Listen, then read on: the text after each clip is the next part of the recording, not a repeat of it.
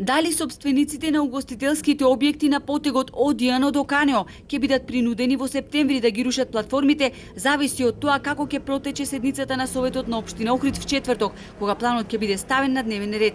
Засегнатите угостители на денешната средба со градоначалникот и представници на ресорните министерства дзирнале во акцискиот план, но велат дека се зависи од тоа како истиот ќе биде презентиран пред градските советници. Нивната реакција ќе биде клучна со каква визија ќе се соочи Охрид во неговиот развој. Бидејќи средбата беше исклучиво само заради платформите.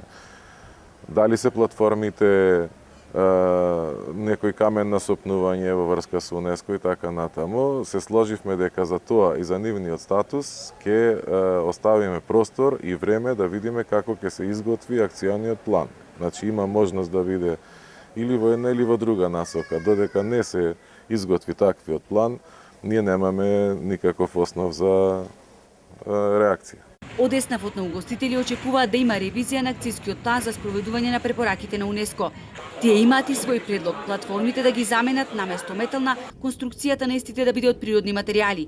Инаку се уште не се знае докаде е изготвувањето на регистар на дивоградби и дали се дополнува постојниот со ново констатирани диви градби. Нема одговор од општината и за тоа докаде е изборот на фирма која треба да ги руши дивоградбите. На тендерот се јави контроверзниот советник Нефи Усеини, на кого денеска му беа раскинати сите договори со јавните претпријатија.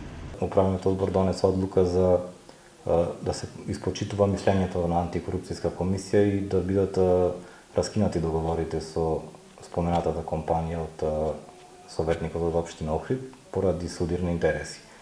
За нас како јавно предпријатие најголем проблем представува тендерот за одржување на депонијата Буково. Советникот преку неговата компанија Нефик за 2 години исклучил 8 договори со јавните предпријатија Охридски комуналец, Нискограда Охрид и градски гробишта во вкупна вредност од над 225.000 евра.